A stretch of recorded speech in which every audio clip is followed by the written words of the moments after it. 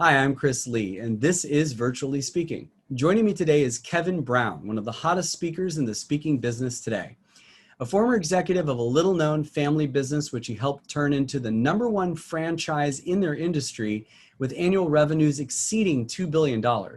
He's an author of the critically acclaimed bestseller, The Hero Effect, and he has another much anticipated book on the way. Please join me now for a great conversation with Kevin Brown. Well, hello, Kevin Brown, and thank you for joining me on Virtually Speaking. How are you doing? Hey, Chris, I'm doing great, buddy. It's great to see you. Great to see you too. I'm very excited to have you. You're one of my favorite speakers. I recommend you all the time. Everybody loves you, and you're so likable and easy to fall in like and love with as a speaker. You know, the meeting professionals out there. It's amazing. You've only been on the scene for I think 5 years or so. Yeah. And you're already, I know you've spoken hundreds and hundreds of times. So I know that you're very busy, very in demand, and it makes sense. You're very funny. You're very likable. Your message is amazing. And I do want to say, you are heroic to me right now. You're my new latest hero because you've got my logo right next to you on the screen. Is this your studio? This is great. Yeah, I wanted to surprise you with that. I've been in the studio today doing some virtual events. We did a virtual keynote live, and we also did some pre-recorded events. And so I said to my producer Walter, I said, let's put Chris's logo on the screen and see if we can get a smile out of him. Yeah, well, that's great. And then the Hero Effect logo is there, and that's such a great brand name. It's such a great call to action. It's such a great title for a book. I know you have a best-selling book by the same name. You've sold tens of thousands of copies, and it all makes sense. And you know, when I first heard the Hero Effect, I was like, well, what is he? What kind of is he a hero? What's he talking about? And then when I found out the story of really how this came to be, and really the central core belief and core message to what you're saying as a thought leader, it's really moving. So have at it. Tell everybody a little bit about how you came to that title.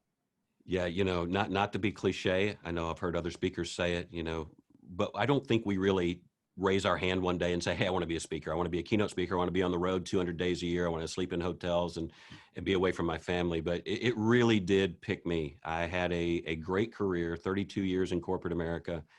The last 20, I was with a little known family business. I was one of 2 non-family executives in the company. Life was really good. And I don't know, about a decade ago, this seed was planted in my mind about heroes, and it became the Hero Effect. And the through line was being your best when it matters the most. And I started talking to people. What does it mean to be a hero? Of course, today, in today's world, we hear the word hero, we hear about being essential. But back then, people talked about heroes, but it was really hard to kind of get your arms around. What does that really mean? You know, of course, our military men and women are heroes, doctors and nurses, first responders, moms and dads, teachers. You know, there's heroes all around us. But this idea of what does it really mean to be a hero, it took on a life of its own. And when I started, I had the definition of a hero wrong. Everybody I asked said heroes are ordinary people who do extraordinary things. And about a year and a half into this journey, we decided that wasn't really the right answer. We actually believe that heroes are extraordinary people who choose not to be ordinary. And when we started looking through that lens, Chris, it changed everything. That's one of those lines where it makes people really tilt their head and go, wait a minute, what did you just say? What we realized was that, look, if you believe that heroes are ordinary people doing extraordinary things, you have to first convince yourself that you're ordinary in the first place. And we don't think that's how it was drawn up. We think everybody was put here with talents, gifts, and abilities that they can use to help somebody else. And when we help somebody else, no matter how big or how small it may seem, that makes you a hero in our mind. When we lift each other up, when we pick each other up, when we help move people from where they are to someplace new, we think that's pretty extraordinary. And so that's our definition: extraordinary people choosing not to be ordinary, being your best when it matters the most. And in 5 years, we've been in front of over 500 organizations, from Fortune 50 companies to mom and pop teams up and down Main Street. Yeah, that's true. And wow, that's a great definition, and it's a great thing to, you know, be teaching and spreading the word about and talking about to people. And really planning everything you put out there as a thought leader around. And I feel like there might be a coinciding timeline there with your son. Is that right? Yeah. So I have a son. His name's Josh. In fact, he goes by Josh Brown. If you met him, he would tell you his name is Josh Brown. He thinks it's hyphenated, all one word. And Josh has autism. And we've known that since he was a little bitty guy, probably 2 or 3 years old. And we started to see the signs. And when he was 5 years old, he was diagnosed. And fortunately for us, fortunately for me, I'm married to a hero. I mean, I married a real life Wonder Woman. Her name's Lisa. We've been married for 24 years, and she's one of the most amazing people I know. Because when the world put that diagnosis on our son, when they tried to make that his storyline or his truth, this hero that I've been married to for 24 years took that storyline and she started to rewrite it. Yeah. And she told her son, she said, that's not your destiny. Their opinion is not, that's irrelevant. Doesn't matter what anyone else thinks. All that matters is what you believe. And literally for 18 years, Josh is 22 years old now. And they told us this kid wouldn't graduate high school. They told us he wouldn't go to college. He did both of those things.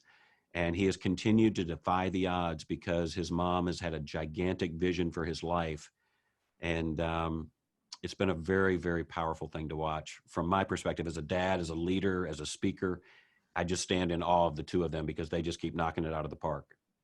Wow, that's great. And so you were an executive at a company, and your son was already kind of, so when you started getting into the speaking business, I'm trying to figure out when you made that jump from being an executive to I'm going to be a thought leader, where was the moment? Like, and my other question is also, as that executive at that company, you must have been one who was in front of people a lot, because you have a very natural ability in front of an audience. I mean, it's clear cut, head and shoulders above 95% of the speakers that anybody will ever see. And really, it's because of your ability to be funny, your sense of humor, just your comfortableness, your poise.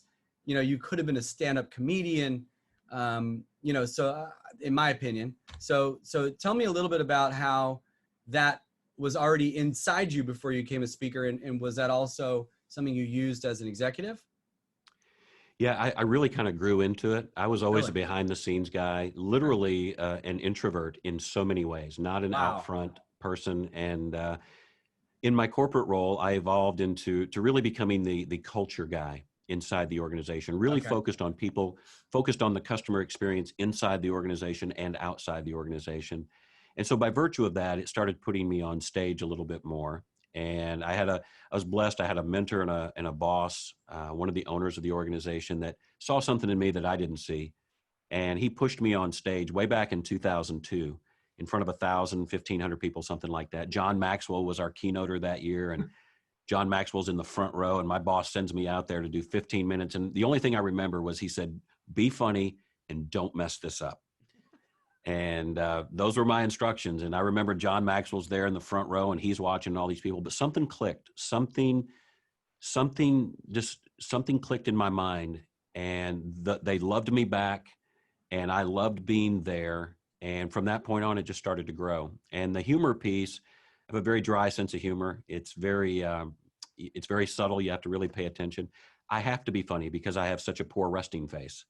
My wife tells me all the time, she's like, dude, you don't look like the speaker, you look like security. The other day, Chris, she told me I look like the Wolverine. And I said, you mean I look like Hugh Jackman? And she said, I didn't say anything like that. I said, you look like the Wolverine. And so she always tells me to smile because this is my happy face. I'm ecstatic right now to be on Virtually Speaking with you.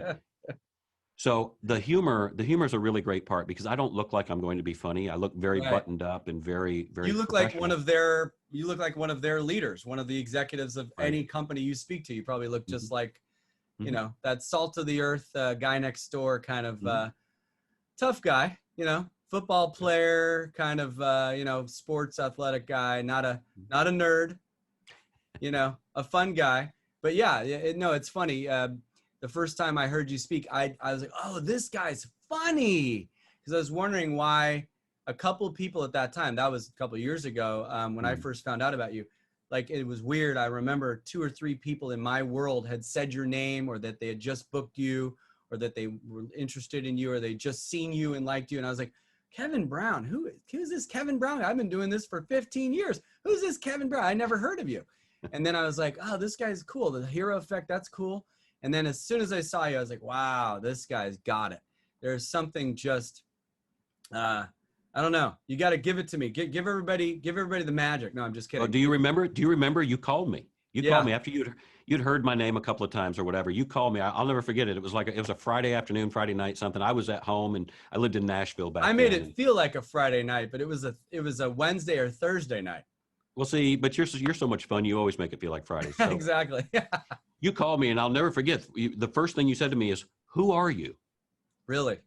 Yeah, you said, "Who are you?" And I said, "Well, who are you?" And you said, "Oh, I'm Chris Lee, Cal Entertainment," which I knew the name, Cal Entertainment. And I knew who you were, and I was like, "Oh, Chris, hi."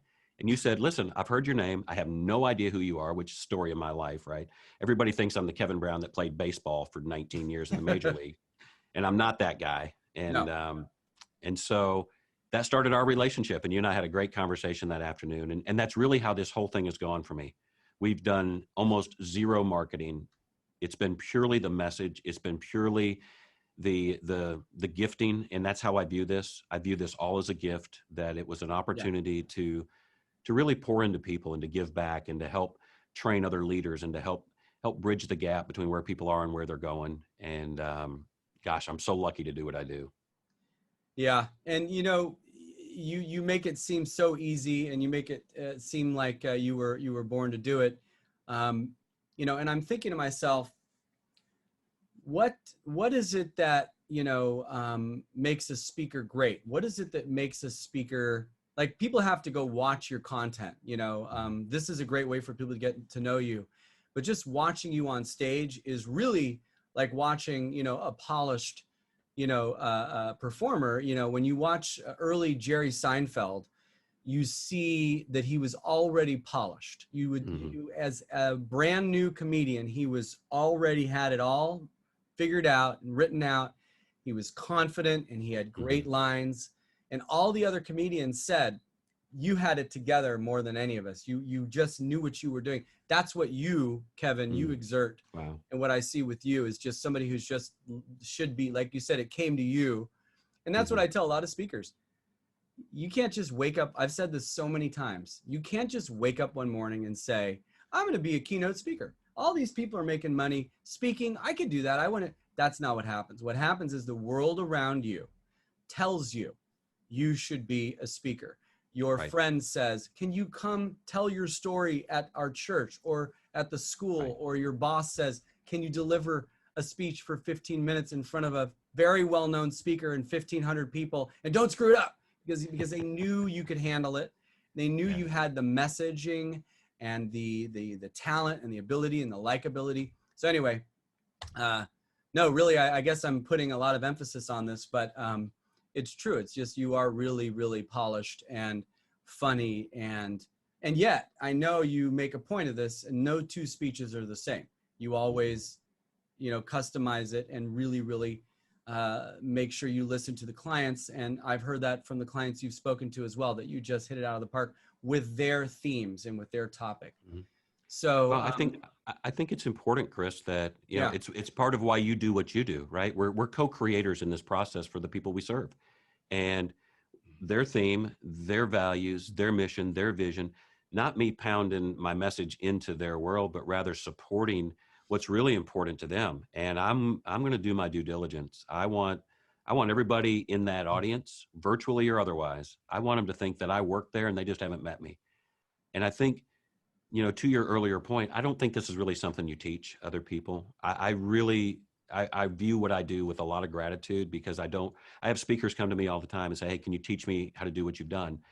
And I'm very transparent with them. I tell them I can't, because I really don't quite understand it. I think we have an obligation to the gifting, or to whatever talent is there. I think we have an obligation to develop it and to hone it and to work with it. But I think the more we give it away, the better we get at doing it. And so we give that to our clients, we give that to attendees, and we do have fun with it. I mean, we have a great time. A 75-minute speech feels like 15 minutes for me. and for them. I hear that a lot. And to me, I'm one of the luckiest people on the planet to be able to do what I do, to partner with people like you to take events to a completely different level. And you do, man. It's awesome. It's awesome. It's awesome to be able to recommend somebody who you know is going to get a rave review guaranteed after the thing is over. You're going to hear that. And that's what my job is, to really suggest the perfect person, no matter who they are, you know, who represents them, just to really get the perfect person in front of that audience for that client, because then that client's can say, Chris Lee, you know, suggested this guy and hit it out of the park, and now I want him to give me suggestions again next year. That's the whole goal, the whole point.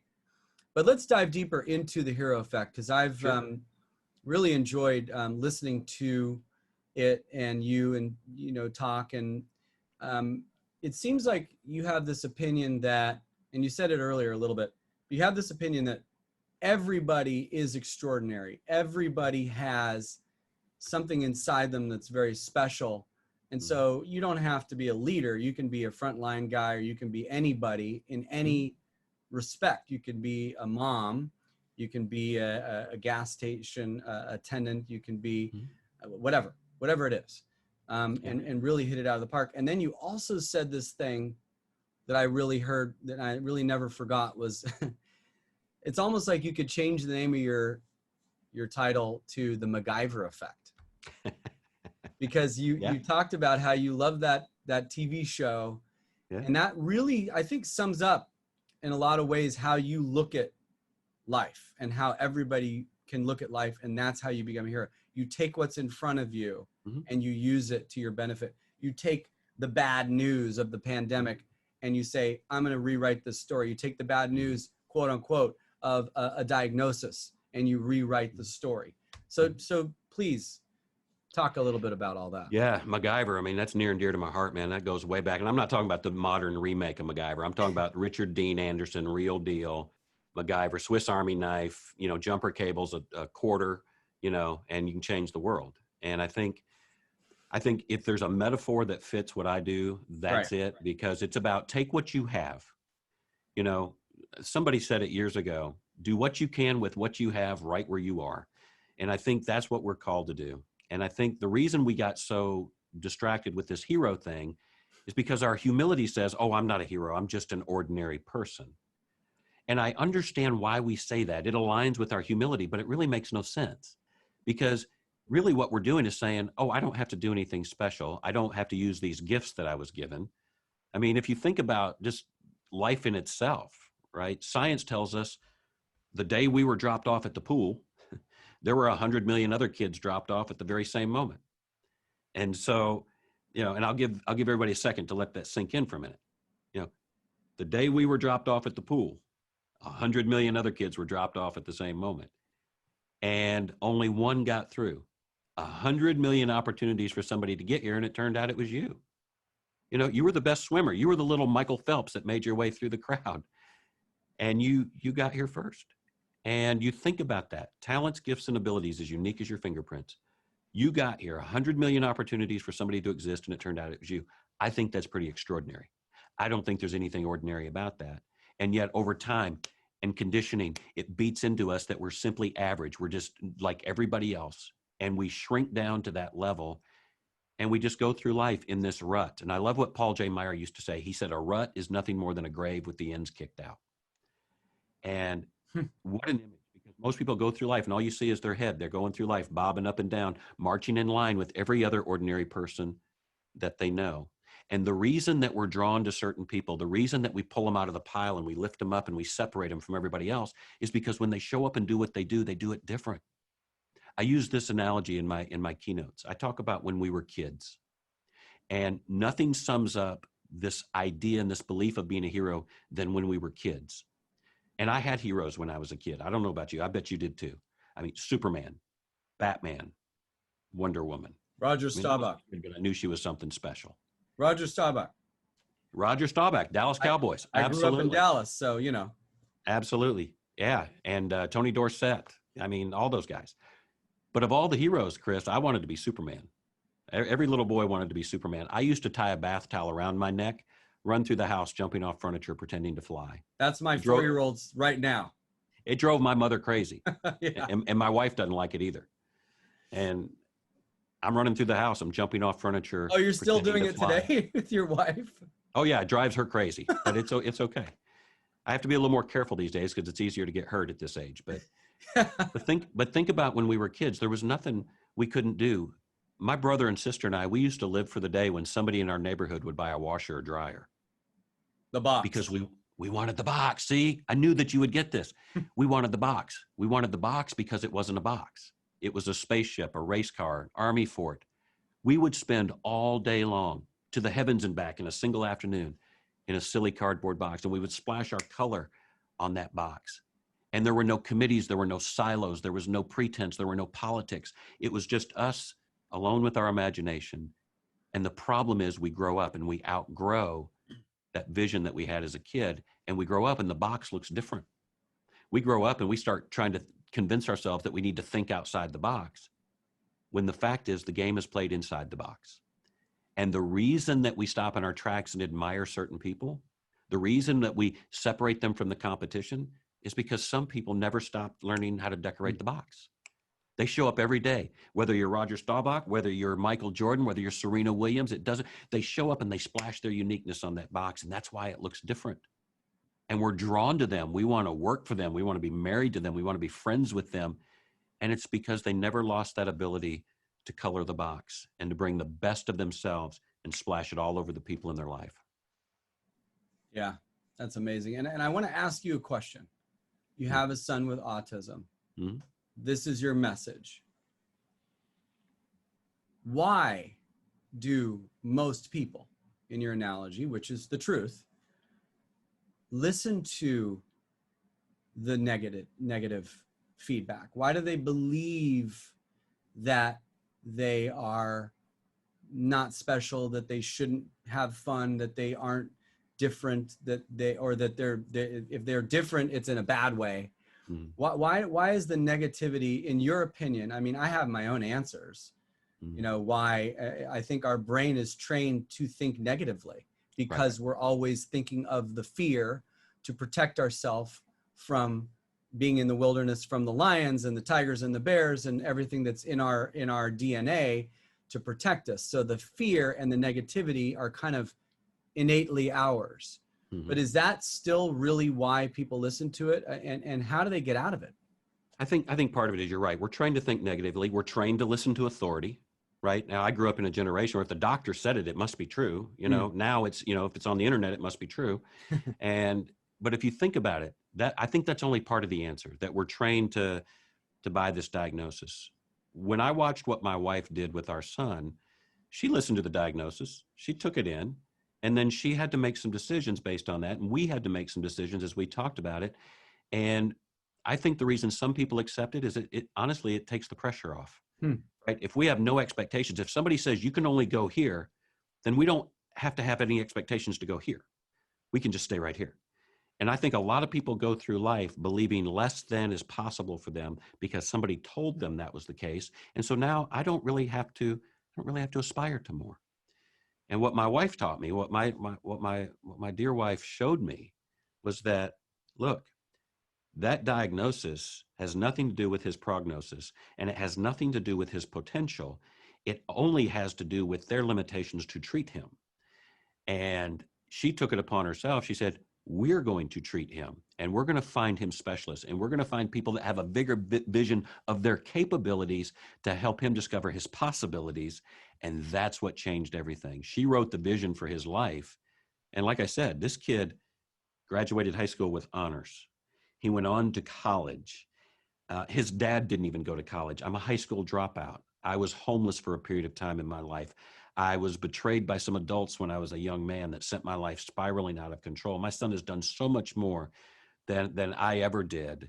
And he stands as an example to me of all that's possible. Because what of the I've parents. learned about leadership but because from of him, the parents. Say again? It was because of the parents. Yeah. You know, Les Brown used to say this, the great Les Brown used to say, someone else's opinion of you does not have to become your reality. And my wife, thank God she buys into that theory. Thank goodness that over the years I've trained myself. I've been listening to tapes. I've been listening to stuff since I was a teenager. When my life was going south, the only way I got out of it was because of a mentor who introduced me to Earl Nightingale and The Strangest Secret, and started feeding my young mind with a different vision of what was possible versus my past. And it's quite profound what can happen when we buy into a bigger vision. Well, that's interesting that you brought up this, this tough childhood that you had, because a lot of people would go through that tough childhood and they would not come out on the other end better for it, or learning some lessons and growing from that. They would just succumb to it and maybe get into drugs, or maybe just kind of get into that depression and never really emerge from it. So it sounds like you had a mentor, but you also had the inner strength, obviously, to want to listen to that mentor and read and listen to those tapes and read those books, because there was something inside you, even though you were let down by some adults. Tell us a little bit about that period of your life. It's very interesting that you turned into the guy you are now. Yeah, it's, I look back and it almost feels like a completely different life, almost like the tale of two lives. When you look at my life from, 0 to 26 years old, and then 26 to 53 years old, it's two very, very different stories. And I think what I said a minute ago really just comes from my own experience. If you are beat down, if there's no expectation of you, if you didn't even finish high school and there are no expectations of you, then you can fly under the radar and you become invisible. You become invisible to the world, and literally you slip through the cracks. I left school. Nobody even knew I was gone for a month. And I lived in hospital waiting rooms. I'm dragging around this old duffel bag with everything I owned, which wasn't much, but it was a cassette tape player and some things like that. And I slept in hospital waiting rooms. Nobody would question it because, they don't know if you're there waiting for a loved one or whatever. And I bounced around. I wore out my welcome, friends, family, spare rooms, garages, couches, all that stuff. And, I'm just going through life, miserable, literally hating life, hating myself, wondering, why is this happening to me? I was mad at anything and everybody who had ever crossed my path. And it wasn't until I met a mentor who was willing to teach me some life skills, some principles, was willing to give me a chance, taught me how to be a salesperson, changed my life financially forever. But not only did he teach me how to sell, he taught me how to see. And literally, just like my wife with Josh Brown took that storyline, he took the storyline of a 13-year-old kid who was broken, who was defeated, who had no vision for his life. The only vision he had was his past. And he was willing to confront that kid, and he was willing to discipline that young man. And he became a driving force, became like a second father in my life, and taught me how to have a sense of humor, taught me how to laugh at myself and not take myself so seriously. And he's one of my biggest champions. I lost him a number of years ago. He passed away, but I always say heroes never die. Heroes live on in the lives of the people that they shepherd, the people they mentor, the people that they pour into. And I hear myself say things sometimes, and it's him. I hear myself say things sometimes, and it's my dad. And so heroes never die. Would you have found somebody else? I mean, I kind of think about that. You say he came into my life, but you were looking for that. You were looking for somebody, I think. I feel like if that guy wouldn't have come into your life, you would have just had a horrible life and none of this would have happened. Maybe not. Maybe there would have been somebody else, but I think you have to be open to that, or you have to be putting it out there. Maybe I need a second father, right? Yeah, I had a young man tell me one time, this was late in my corporate career before I retired to do what I do now. And he came to me and he knew my story and he knew some of my backstory. And he came to me and he said, well, that's really great for you, but a lot of us don't ever have any mentors in our life. And so congratulations to you, but for the rest of us, life kind of sucks. And I told him, and oddly enough, his name was Chris as well. I said to him, Chris, mentors have always and will always be around you. But until you're ready to see them, until you're ready to embrace them, more importantly, until you're ready to receive what they have to offer, you'll never see them. They'll always be invisible to you. And that's how my life was. And so, yeah, I think I was hungry. I knew that what I was doing wasn't working. I knew that I didn't like myself. I knew that I didn't like my circumstances. I knew that I had let a lot of people down. that I let what happened to me as a 13-year-old boy, and it went on for 13, 14, 15, 16. What happened during that period of my time, I let it define me. I let it become my badge that I wore around, the poor, pitiful me. And I would dump it on everybody in my path. And people get tired of the dark cloud when it comes around. People get tired of the sad old story, but they don't always know how to help. And David, my mentor, knew how to help. He knew that he could help reprogram and recondition and help me revision my life, restore my life in so many ways.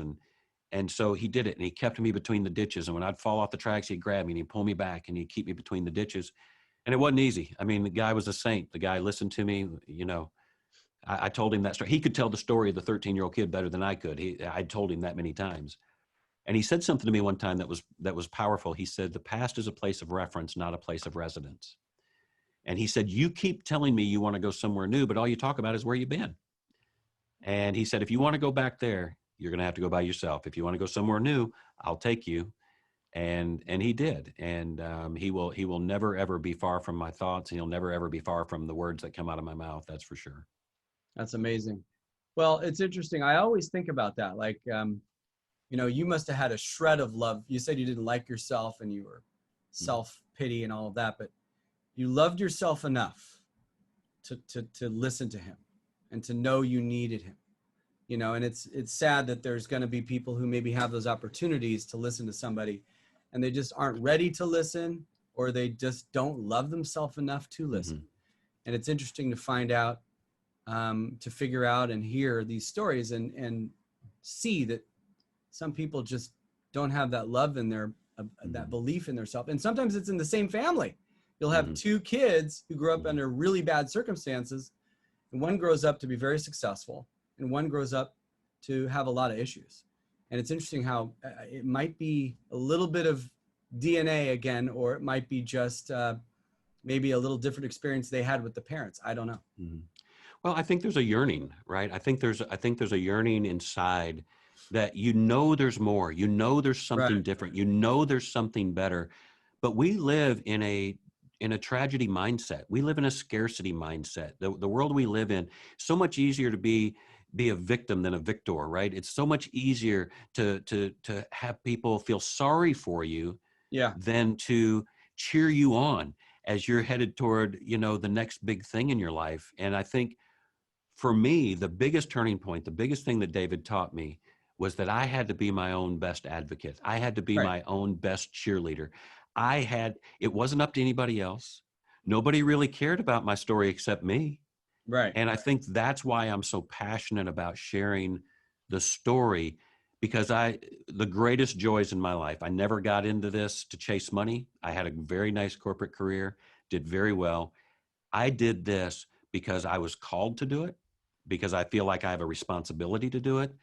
The greatest reward I get are the emails, the handwritten notes, the things that people send me in the mail, book that they thought of, and the notes, Chris, what they write to me about, because they're in the audience, and it was a moment when they were ready to receive it, when they were ready to hear it, when they were ready to do something with it.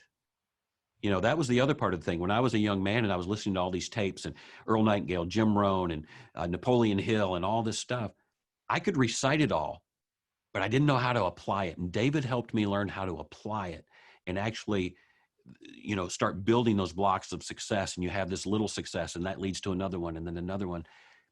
And so when somebody sits in my audience and they catch it, and maybe they've heard it 1,000 times, but the way I said it, or maybe they laughed when they heard it, it clicked, it resonated, and they go, I can do this. And, I'm blessed because I mentor a lot of people. Right. And David lives on. David lives on through you. I mean, if it wasn't Heroes never die. Heroes never die. I mean, if you think about it, he was your mentor, but he also has mentored all of the hundreds of thousands of people. That's right. That you have mentored and that you have talked to. It's still, no doubt about it. Yeah, that's a pretty cool image. And I promised him on his deathbed, I promised him that I would tell his story every chance I got, not knowing. Now, mind you, I wasn't on the big stage yet. I wasn't doing what I do. I just promised him that I would always tell his story, and never knew that the doors that have opened for me would open. And I'm pretty sure he had probably something to do with that. Do you think the hero in the hero effect is David? in some Well, way. I think what's fascinating about the hero in my life certainly is David, but the hero in the hero effect is really every single person that reads it and every single person that's represented in the book, whether it's my wife, Yeah. whether it's my son, whether it's David, all of the people. You know, my wife said something to me when I started talking about heroes. She said, if you want to talk about heroes, just go look in the mirror. And when you're done looking at yourself, notice all of the people who are standing there with you, all of the people who poured into your life. If you don't see their reflection next to yours, then you've missed the picture completely. Ego has overtaken your life, and you need to get back to thinking about other people. And she's so right, because when I look in the mirror, I see David, I see my dad, I see my son, I see my wife, I see, you know, my 5th grade teacher, I see a 7th grade history teacher. I see people who tried to save me back then but didn't know how. And then thankfully David was able to put me on the right track. What's the number one story that you like to tell in your keynotes? Because I know you are similar to some of my other favorite speakers who have some stories that they'll insert to their speech for the right audience, for the right time, for the right themes. Mm-hmm. But what's your favorite story to share, and would you share it with us? Well, I'll tell you part of it. I won't give the whole thing away, but Okay. I can tell you that apple pancakes is probably one of my favorite stories to tell. And it involves my son. When he was 7 years old, he discovered Walt Disney World. And if you know anything at all about Walt Disney World, you know it's a magical place. It's magical because when you go there, your money disappears. And when Josh was 7, he discovered it. And kids with autism, when they get something on their brain, it's the only thing that exists in the whole world. For 2 years, he obsessed about Walt Disney World. And so we waited until he was 9 years old to make the trip. We wanted to make sure that he could enjoy it and it wasn't so overwhelming for me. I'm not a good vacation taker. I never have been. For years, Lisa thought she was married to a laptop computer. You know, I always family time, but I would always have the laptop open, present, but not accounted for. And on this particular trip, she made me sign a metaphorical contract. She said, Dad, we're going to Disney for 8 days. I just need you to be a dad right now. Your son, this is the trip of a lifetime. Just be a dad. And so I did what I always do. I said, yes, ma'am. Briefcase and the laptop stayed at home. Wow. And we went to Walt Disney. He was 9 years old. We went, and on the very first day of our trip, very first day of the trip, we go down, we're eating in the same hotel that we're staying in, which was great planning on their part because I don't like trams. I don't like crowds of people. And so we go down to this restaurant and the hostess greets us. She's got a gigantic smile and welcome Brown family. We're so glad you're here. We have a table just for you. And, you know, I'm making mental notes. I'm in the people business. So Right. I told Lisa that I wouldn't work, but I'm at the customer experience mecca of the universe. Yeah. And so I'm paying attention. I'm like, well, giant smile. That's brilliant. Brown family. We love the sound of our own name. That's a nice touch. Table just for us. How special. And Chris, she takes us to our table. She hands us menus and she steps back and she says, Brown family, may I be the first to wish you a magical day. And I'm thinking, wow, you people are really good at what you do. And so she leaves and the waitress comes over and the waitress has zero expression, looks a little bit ticked off. And she comes over and she looks at Lisa and she says, can I get you something to drink? And Lisa says, you can, but I need to tell you my son's on a very special diet. Lots he can have, lots he can't have. And literally before Lisa could say another word, the waitress put her hand on my wife's face. And she said, ma'am, I need to stop you right there. I'm not going to be able to take your order. You're going to need to speak to the executive chef. And she disappeared. And now I'm ticked off, right? I mean, I've got a boatload of money wrapped up in this trip. I have a few expectations. Smiling is one of them. If you could whistle while you work, that'd be greatly appreciated. In fact, if you could hum It's a Small World, that'd be terrific. And Lisa was looking at me. Lisa knew I was upset. And she just said, just bite your tongue. I don't need Captain Freakout to show up. Let me handle this. And so I did. I didn't say a word. Executive chef comes out. Easy to spot. Big white coat, giant Chef Boyardee hat. She comes out. She looks right at Josh Brown. Chris, she looks him dead in the eye and she says, good morning, sunshine. How are you? And Josh lowered his head and he said, good morning. He's super shy. And she said, my name is B. I understand somebody's on a special diet. How can I help? And she pulls a notebook out and she starts writing down everything that Lisa says he can have and everything that he can't. Then she starts asking questions. What's in that? How do you make that? Where do you get that? Most important question, what's his favorite? Mm-hmm. She gets done. She puts her notebook away. She says, okay, sunshine, what's for breakfast? Josh says, apple pancakes, please. That's his favorite. And she said, Sunshine, I'm so sorry. Mom told me how to make them, but I don't have the ingredients. How about some bacon and eggs and some special toast? He nods. She leaves. Miss Personality comes back and takes the rest of our order. We ate. We left. We were completely satisfied. Most people would end the story right there and say, hey, we were satisfied. We had a good morning. That's great. But the problem with that is satisfaction doesn't really get us a ticket to the dance anymore. I'm amazed at how many people chase satisfaction, customer satisfaction, employee satisfaction, vendor satisfaction. Satisfaction makes us like everybody else. I love what Kelly Swanson says. She says, nobody notices normal. And that's so true. Nobody notices when we simply satisfy the customer. I mean, Mick Jagger's been chasing it his whole life. He can't find it. So we were satisfied, but it wasn't anything we were going to go tell anybody about. Mm-hmm. But what happened the next day? We got up bright and early and I said, Josh Brown, where are we eating breakfast? He said, Dad, I want to go see Aunt B. Who? I looked at Lisa and she said, B, the executive chef, BEA. He said, Dad, I want to go see Aunt B. And I said, buddy, we've got all these other places to go. He said, Dad, I want to go see Aunt B. Obviously, she had made an impression on our boy. Out the door, down the escalators, we get to the restaurant. Hostess greets us, giant smile. Welcome back, Brown family. No reservation, no problem. We have a table just for you. And I'm thinking, I'm sure you do. Takes us to the exact same table we were at the day before. Guess who's working our section? Personality. Miss Personality. And she still hadn't got the memo.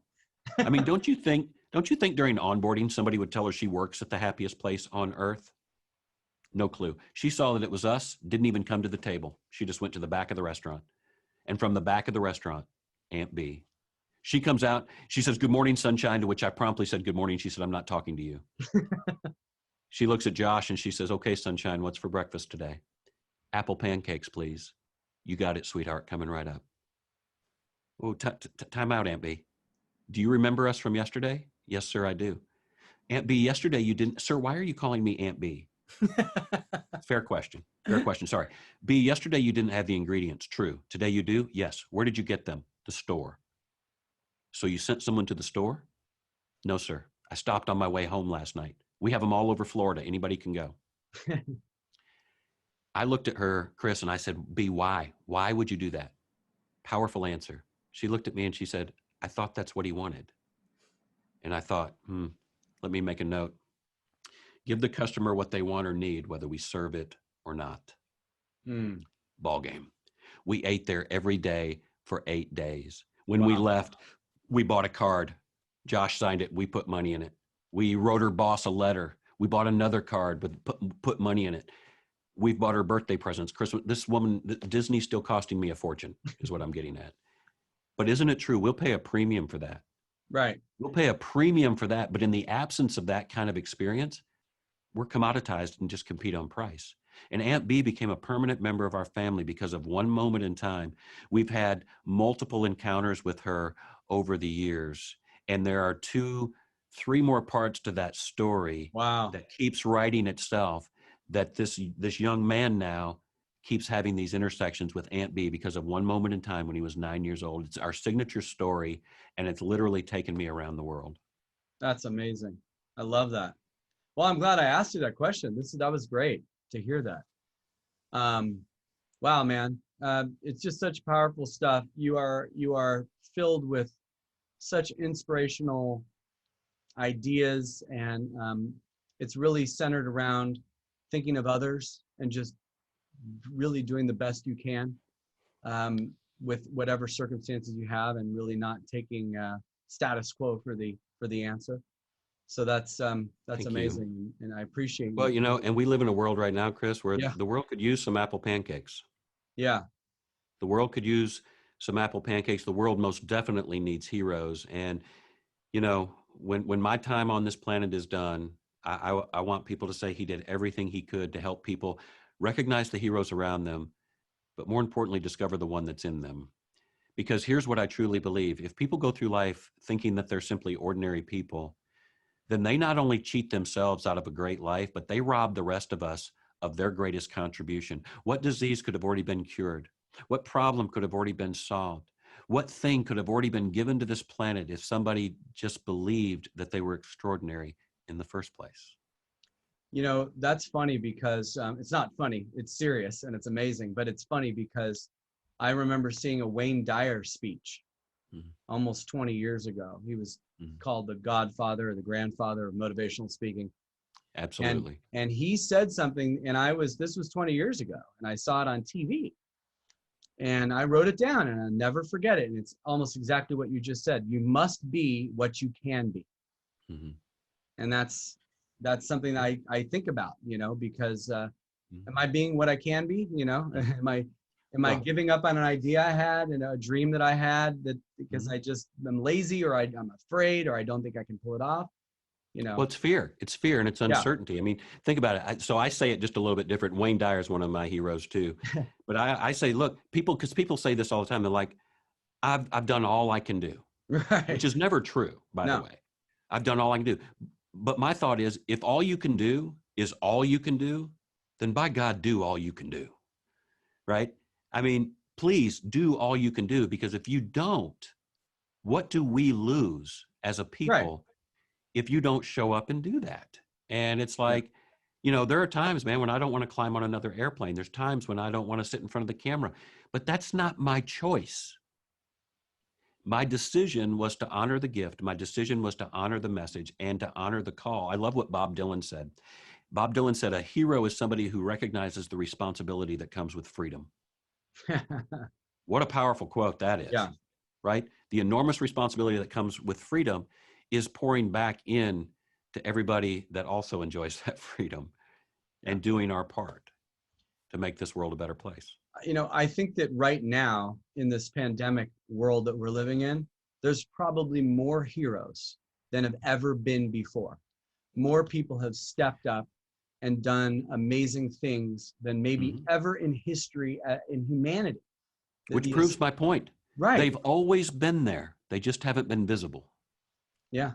And so your right? message really, yes, and your message really resonates and is needed and Mhm. needs to come out and highlight these people even more than ever Yeah, right now. So absolutely right. perfect timing to have you on my show. And I'm so excited that you agreed, and I'm so excited that you're here, but I'm so excited that you're out there spreading this message, because I believe in it from my heart. And I know that so many people need to be reminded. Sometimes it's just being reminded of who you Mhm. are and what you can do. Yeah. And so you're really great at that as well. So man, Yeah. this has been awesome. I could talk to you for a long time, but this has just been such a great chunk of information, and definitely Well, something to thank watch you. more than once. Well, thanks, man. I mean, what an honor to be on your show. Congrats on all the success with the show. I think it is much, much needed, and I'm proud Thank of you. you for doing this. Thanks so much, Kevin. You are the man. Again, thank you, and I will see you again soon, sir. This has been great, and have a Thanks, good kid. rest of the week. And Thanks, man. I'll look forward to talking to you soon, buddy. Thanks, man. Can't wait to see you. I'll talk to you soon. All right, take care. Thanks. Thanks. Bye-bye.